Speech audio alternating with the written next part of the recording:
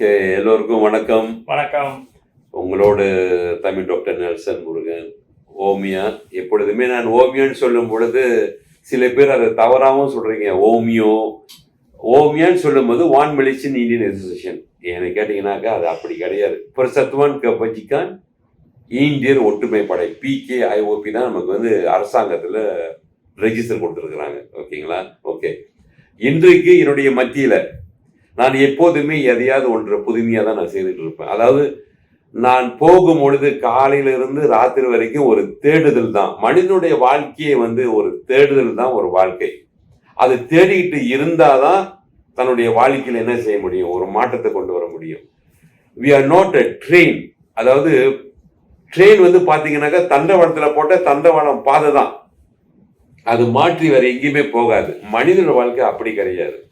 Taxi மாதிரி நாம் என்ன செய்யணும், ஏறணும், இறங்கணும், போகணும், பல பேர் பார்க்கணும், மறுபடியும் வரணும். ஆனால் இந்த பழக்கத்தெல்லாம் நம்ம கொண்டு வந்து அனுபவம் வந்த பிறகு then we go to the highway, when we go to the track, அப்போதான் நம்ம தவறு பண்ண மாட்டோம். ஆனால் ஆரம்ப காலத்திலே நம்ம வந்து ரயில் பாதை மாதிரி நம்ம போட்டுட்டோம்னா நம்ம எதையுமே பழகி கொள்ள முடியாது. அது பெரிய தவறுகளை கொண்டு வரும். என் பிள்ளைகளை நான் இப்படி தான் வளர்ப்பேன், இந்த சட்டத்தை தான் போடுவேன், அவங்க இப்படி தான் இருக்குன்னா பாருங்க, அந்த பிள்ளைங்க வந்து பல பேரோட பழக மாட்டாங்க. எங்க அப்பா எங்களை வளர்த்ததுலாம் என்ன தெரியுங்களா, சுதந்திரமா விட்டாரு. பல பேரோட போய் பழகுங்க, பல பேரோட என்ன செய்யுங்க, போய் கற்றுக்கொள்ளுங்க. மற்ற இனம் என்ன பண்றாங்க, மற்ற இனம் எப்படி, அவங்களோட போய் படுங்க, அவங்களோட போய் குளிக்க போங்க, அவங்களோட பயணம் செய்யுங்க, ஸ்கவுட்டுக்கு போங்க. இப்படி பல மாதிரி எங்களை வந்து வீட்டுல இருந்தா அவர் எங்களுக்கு பிடிக்காது. வீட்டுல இருந்தா கம்பு எடுத்து அடிச்சு விடுவாரு. ஒரு ஆண் பிள்ளை வீட்டுல இருப்பது தவறுன்னு சொல்லுவாரு. எதையாவது போ, வேட்டையாடு, மீன் பிடி, ஏன்னா அவருக்கு தெரிஞ்ச தொழில் கோழி வலை, மீன் வலை, மரவள்ளி கிழங்கு, சுறுசுறுப்பாயிரு, மரவள்ளி கிழங்கு நடு, தென்னை மரத்துல ஏறி தென்னை மரத்தை என்ன செய், வெட்டி கீழே போடு, இப்படி எதையாவது ஒண்ணு சொல்லிக்கிட்டே இருப்பாரு என்னுடைய தகப்பனார். அந்த மாதிரி வளர்ந்த மாணவன் தான் நானும். ஆகவே இன்றைக்கு அந்த மாதிரி ஒரு தேடுதல் வரும் பொழுது இன்றைக்கு மத்தியில என்னுடைய நண்பர் மூலியமா எனக்கு வந்து அறிமுகமானார். இன்றைக்கு இவருடைய பேர் பாலமுருகன். M பாலமுருகன். தமிழ்நாட்டிலே நீலகிரி மாநிலத்திலே அங்கு உள்ளவங்க குன்னூர் என்ற அந்த டவுன்ஷிப், அங்கிருந்து ஐயா வந்திருக்கிறாரு. ஏறக்குரிய இது ஒரு ஐக்கிய குடும்பம்னு சொல்லலாம். அப்படின்னு சொன்னாக்கா கடல் வழியில நடக்கப்பட்ட ஒரு மாபெரிய குடும்பம். ஆகவே ஐடிய வழியில ஆவிக்கிற வாழ்க்கையில அவங்கெல்லாம் வளர்ந்த ஒரு மாபெரிய குடும்பம். ஆனால் அவருக்கு ஒரு அழைப்பு இருக்கு, எல்லாருக்கும் ஒரு அழைப்பு இருக்கு இல்லைங்களா? அந்த மாதிரி அவருக்கு ஒரு அழைப்பு, அதாவது அழைப்புனாக்கா பெரிய அழைப்புன்னு சொல்லலாம். நேஷனல் அவார்ட் 1983 தமிழ்நாடுல இந்தியாவுடைய நேஷனல் அவார்ட் வாங்கியிருக்காரு 83 ஐயா M பாலமுருகன் அவர்கள். அதுக்கப்புறம் எம்ஜிஆருடைய தன்னுடைய கரத்தினாலே அண்ணா விருது எடுத்த ஒரு மாபெரிய மனிதர். 1984 ஐயா அவர் கையில வாங்கியிருக்கிறார். ஆகவே பெரிய விருதுகள், 2 விருதுகள், அது பெரிய விருதுகள், அதை நம்மளாம் பக்கமே போக முடியாது. ஆகவே தன்னுடைய திறனில் இப்பொழுது மலேசியாவுக்கு அவர் ஏன் வரணும், ஏன் என்னோட இருக்கணும், ஏன் இதை உங்கள்கிட்ட பேசணும், ஏன் தெரியுங்களா நான் நினைக்கிறேன். எப்போதுமே எனக்கு ஒரு பழக்கம் உண்டு. நான் பார்த்த சில காரியங்கள், நான் ருசித்த சில உணவுகள், சில பேருடைய திறமைகளை நான் பார்க்கும்போது இது பல பேருக்கு இது உதவி தேவைப்படும், இந்த வாய்ப்புகள் தேவைப்படும். கடவுள் வந்து அழகா வந்து ஒரு வார்த்தை சொல்லியிருக்கிறார், உன்னை நேசிப்பது போல நீ மற்றவரையும் நேசின்னு கடவுள் சொல்லியிருக்கிறார். இது பைபிள் உள்ள ஒரு கோட். அதை நான் தைரியமா சொல்லுவேன். நான் எப்போதுமே ஓய்வா இருக்கும் பொழுது பல பேரோட கருத்துக்களை நான் பரிமாறிக்கிட்டே தான் இருப்பேன். அதுல எனக்கு பிடித்தது, முதல்ல நீ உன்னை நேசி, அப்புறம் மற்றவை நேசி அப்படின்னு சொல்லுவாரு. அந்த மாதிரி நான் நேசித்தது. அது மாத்திரமல்ல, இன்னும் என்ன நம்ம சொல்லணும்னு சொன்னா, நான் போய் ஒரு கடையில எங்கேயாவது போய் சாப்பிட்டா கூட, அதாவது மாநிலத்தை விட்டு இன்னொரு மாநிலத்துக்கு போனா கூட, அன்னைக்கு நான் குவாந்தானுக்கு போயிருந்தேன், சாரி அலுஸ்தா, நாங்க போயிருந்தேன் கிளாந்தானுக்கு. அந்த கடையில நான் சாப்பிட்ட அந்த உணவு கூட உங்களோட நான் என்ன சொல்லியிருந்தேன், உங்களுக்கு அந்த விளக்கம் கொடுத்தேன், அந்த பதிவு உங்களுக்கு கொடுத்தாங்க. அந்த மாதிரி இன்றைக்கு ஐயா M பாலமுருகனோட நான் வந்துருக்கேன்னு சொன்னா, நாங்கள் பல காரியங்கள் இங்க பேசிக்கிட்டு இருந்தோம். என்னுடைய பக்கத்துல எங்க நண்பர் ஆஸ்திரேலியால இருந்து வந்திருக்கிறாங்க. ஐயா காப்பார்ல இருந்து எஸ்ரா வர வந்திருக்கிறார். நான் மலேசியன், சரிங்களா? ஆகவே இன்றைக்கு அவர் எதை குறித்து பேச போறாரு, சில நிமிடங்கள் அவர் பேசுவாரு.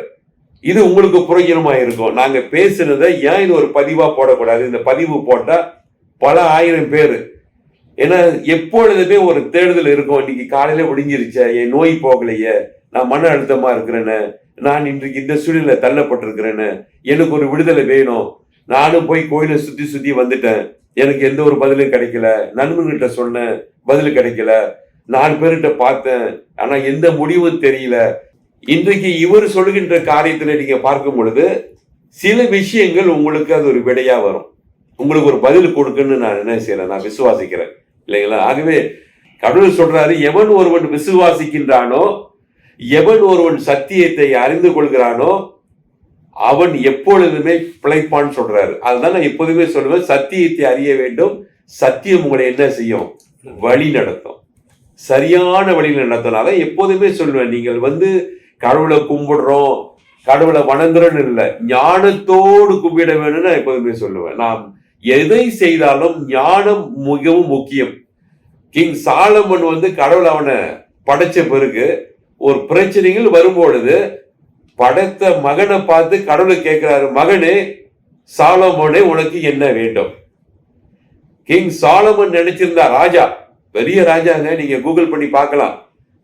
கிங் சாலமன்னா யாருன்னு சொல்லி என்ன செய்யுங்க, கூகுள் பண்ணி பாருங்க. அப்படியாப்பட்ட ராஜா, அவர் ராஜாவா மாறினார். ஆனால் அதற்கு முன்பதாக கடவுள் அவரை பார்த்து கேட்கின்றார், சாலமன் ராஜாவே உனக்கு என்ன வேண்டும்? அதுக்கு என்ன அவர் கேட்டுப்பார் நினைக்கிறீங்க? எனக்கு வைரம் கொடு, வைடூரியம் கொடுன்னு அவர் கேட்கல. நீ கொண்டு வந்த ஜனங்களை வழிநடத்துவதற்கு எனக்கு ஞானத்தை கொடுன்னு தான் கேட்டார். நீ கொண்டு வந்த ஜனங்களை சரியான பாதையை நடப்பதற்கு எனக்கு ஞானத்தை கொடு என்று கேட்டார். ஞானத்தையும் கொடுத்தார். அதுக்கு பிறகு அந்த ஞானத்திலே எதெல்லாம் வெற்றி பெற்றார். மறுபடியும் கிங் சாலமன் ராஜா தவறு பண்ணும் பொழுது அதுக்கு வேண்டிய பலனையும் அவர் அனுபவித்தார். புலம்பினான்.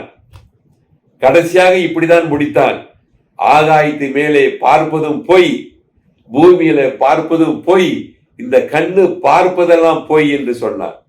ஏன் சரிங்களா? ஞானத்தை அதிகமாக பெற்றுக்கொண்டு தன்னுடைய இருமாப்பிலே காலத்தை கொண்டு போனதுனால அங்கேயும் ஆபத்து இருக்கிறது. ஆகவே கடவுளுக்கு தெரியும் யாருக்கு என்ன செய்ய வேண்டும், எப்பொழுது செய்ய வேண்டும் என்று கடவுளுக்கு நிச்சயமாக தெரியும்.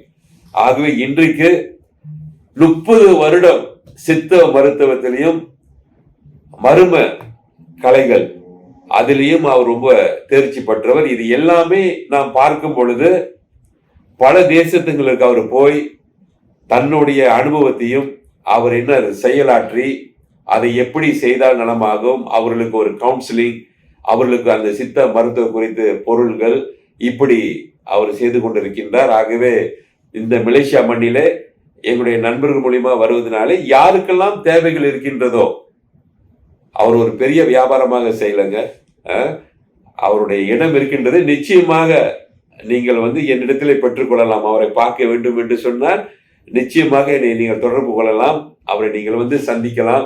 ஆனால் அவர் 1 வாரம் 2 வாரம் இருப்பார், மறுபடியும் அவர் தன்னுடைய சொந்த ஊருக்கு அவர் போய்விடுவார். ஆகவே இப்பொழுது உங்களோடு அவருடைய கருத்து நீங்கள் என்ன செய்யலாம், தாராளமாக அவர் பேசுவதை குறித்து கொள்ளுங்கள். உங்களோடு தமிழ் டாக்டர் நெல்சன் முருகன். நன்றி, வணக்கம். அன்பார்ந்த தமிழஞ்சங்கள் யாவருக்கும் என்னுடைய அன்பின் வாழ்த்துக்கள், வணக்கங்கள். அருமையான ஐயா டத்தோ நெல்சன் முருகன் அவர்களை சந்திப்பதில் ஒரு பெரிய பாக்கியம் என்று நினைக்கிறேன். அவருக்கு என்னுடைய அன்பின் வாழ்த்துக்கள். என்னுடைய நண்பன் இந்த காரியங்களை ஏற்படுத்தி கொடுத்தார், அவருக்கும் நன்றி. ஆஸ்திரேலியா தேசத்திலிருந்து வந்திருக்கக்கூடிய என்னுடைய உடன் ஊழியர்கள், காப்பலில் வந்திருக்கக்கூடிய நண்புக்குரியவர்கள் யாவருக்கும் நன்றி. இந்த தமிழ் மிக தொன்மையான மொழி உங்களுக்கு தெரியும். அந்த தமிழ் மொழி தொன்மையா இருக்கிறதுனாலே தொன்மையா இருக்கக்கூடிய விஞ்ஞானபூர்வமான மருத்துவபூர்வமான அநேக விதமான ரகசியங்கள் நம்முடைய தமிழ் மொழிகளின் ஆழங்களிலே ஒளிந்திருக்கிறது. அநேக மொழிகளுக்கு தாய்மொழி தமிழ் தானே உலகத்திலே. ஆக கல் தோன்றா மண் தோன்றா காலத்தின் மூத்த குடி இந்த தமிழ் குடி. அப்படி என்றால் அதனுடைய ஆழம், பாரம்பரியங்கள் எவ்வளவு என்று நீங்கள் யோசித்து பாருங்கள்.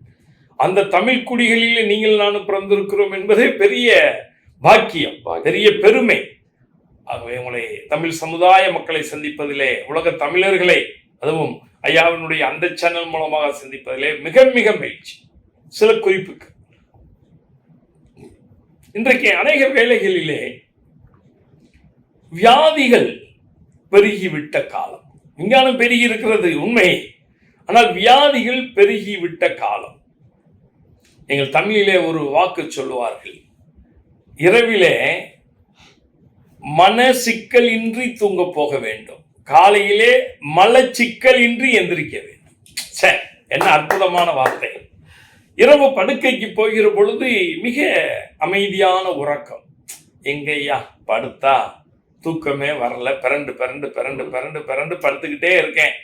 நாளைக்கு பிரச்சனை என்ன, நாளை கழிச்சு பிரச்சனை என்ன, மகன் பிரச்சனை என்ன, மக பிரச்சனை என்ன, உடம்பு பிரச்சனை என்ன, வாழ்க்கை பிரச்சனை என்ன, கடன் பிரச்சனை என்ன.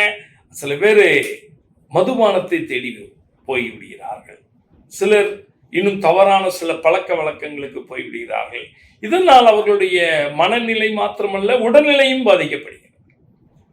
காலையில் எழுந்திருக்கிற போது சரியாக காலை கடன் என்று சொல்கிறோமே, அது கூட அவர்களுக்கு சரியாக நைட்டே அதுக்கு தேவையான மருந்து சாப்பிட்டா தான் முடியும். இல்லாட்டி பாஸ்டர் 3 நாளாச்சு சார், ஐயா 3 நாளாச்சு, என்னாச்சு? அதாயா போக வேண்டியது போகல. அது எப்படி? அவுட் கோயிங் இன்கமிங், இப்போ இன்கமிங் அவுட் கோயிங் சாப்பிட்டுட்டே இருக்கேன். வயிறு பாருங்க இவ்வளோ பெருசா போச்சு. அப்புறம் 3ஆவது நாள் கொஞ்சம் ஏதாவது போட்டா தான் வெளியே வருது. இல்லை, இதற்கு சரியான முறையிலே உங்கள் உடம்பை நீங்கள் பராமரிக்கவில்லை. என்னை மன்னித்துக் கொள்ளுங்கள். நானும் ஐயாவும் பேசிட்டு இருக்கிற போது, இன்றைக்கும் நம்முடைய தமிழ் சமுதாயத்தில் இருக்கக்கூடிய இளைஞ பெண்கள் உடைகளிலே அவர்கள் கவலைக்குரிய நிலைமைகளிலே உடுத்தி கொண்டிருக்கிறார்கள். உன் கலாச்சாரம் என்ன, உன் பண்பாடு என்ன, உன்னுடைய வாழ்க்கை நடைமுறைகள்லாம் தோற்றுவிட்டாயே தமிழா என்று அவர் வருத்தப்பட்டார். காரணம், பெற்றோர்கள் சரியாக பிள்ளைகளை வளர்க்கவில்லை. ஆகவே நாங்கள் மலேசிய தேசத்திலே அதிலே தோற்று போய்விட்டோம் ஐயா என்று சொன்னார். அவரை ஒரு தகப்பனுடைய ஸ்தானத்திலே நின்று கொண்டு அந்த பெண் பிள்ளைகளை கவர்ச்சியோடு பார்க்காமல் கனிவோடு பார்க்கிறதே மிகப்பெரிய நிகழ்ச்சி, மிகப்பெரிய நிகழ்ச்சி. பைபிள் சொல்லுதல்ல, ஒரு பெண்ணை இச்சையோடு பார்த்தாலே அவளோடு உபச்சாரம் செய்தார். ஆனா இவர் பார்த்தீங்களா, தகப்பேன், ஐயோ என் பிள்ளை இப்படி வராளே, கிழிஞ்சு போன ட்ரெஸ். நான் கேட்டேன், ஏழையான்னு கேட்டேன். கிழிஞ்சு போன ட்ரெஸ் போட்டுருக்கான். இல்லையா, வாங்கி ட்ரெஸ்ஸை கிழிச்சுக்கிட்டு வர்றாங்கய்யா. ஐயோ, பைத்தியக்காரன் தானே செய்வான். என்னையா, என்னை மன்னித்துக் கொள்ளுங்க. ஆக நான் இந்த காணொளி வழியாக உங்கள் உடல் நலத்தை பற்றி, மனநலத்தை பற்றி அக்கறை உள்ளவனாக இருக்கிறேன். ஆகவே எங்களுடைய உதவிகள் நீங்கள் மருத்துவ வழியாக வந்தாலும் சரி, மனநிலையிலே உடல் ரீதியாக ஏற்பட்டாலும் நாங்கள் 3 வகையான பயிற்சிகளும் கொடுக்கிறோம் வர்மக்கலையின் மூலமாக. 1, மூச்சு பயிற்சி, அதற்கு கொடுக்கிறோம். 2வது, உடற்பயிற்சி, அதற்காக கொடுக்கிறோம். 3வது, தியான பயிற்சியும் கொடுக்கிறோம். Breathing exercise, meditation exercise and physical, உங்களுடைய உடம்பு சார்ந்திருக்கக்கூடிய பயிற்சிகள். இது 3ஐயும் நாங்கள் உங்கள் வியாதிக்கு ஏற்றபடி கொடுக்கிறோம். உள்ளே சாப்பிடுவதற்கு மிக பாரம்பரிய மருத்துவம், சித்த மருத்துவத்தை, மூலிகைகளிலே ஏற்படுத்தப்பட்ட மூலிகைகளே, நோ கெமிக்கல்ஸ், நோ கெமிக்கல்ஸ். நீங்கள் ஏதாவது கெமிக்கல் மருந்து மாத்திரை சாப்பிட்டால் அது வேறொரு உபாதை ஏற்படுத்தும். கிட்னி ஃபெயிலியர் என்று கூட சொல்லுகிறார்களே, பட் சித்த மருத்துவம் அப்படிப்பட்டது அல்ல. ஆகவே அதன் மூலமாகவும் உங்களுக்கு நாங்கள் பயிற்சிகள் கொடுக்கிறோம், சிகிச்சை முறைகள் கொடுக்கிறோம். மிக எளிதான முறையில், மிக எளிதான முறையில், மிக எளிதான காஸ்ட். ஏன்னா இன்னைக்கு என்கிட்ட நிறைய பேர் ஃபோன் பண்ணுறவங்களாம் இதான், சார் எவ்வளவு ஆகும்னு சொல்லுங்க. ஆயிரக்கணக்காய் செலவழித்து விட்டு ஐயோ வெற்றியிலேயே விடுதலையே இயங்குகிறவர்களே, மிக சொற்பத்தில் உங்களுக்கு வெற்றியும் விடுதலையும் எங்களுடைய தமிழ் மருத்துவத்திலே உண்டு. வாருங்கள், மீண்டும் உங்களை நான் சந்திப்பேன். நன்றி, நலமுடன் இருங்கள். இறைவன் உங்களை ஆசீர்வதிப்பார்.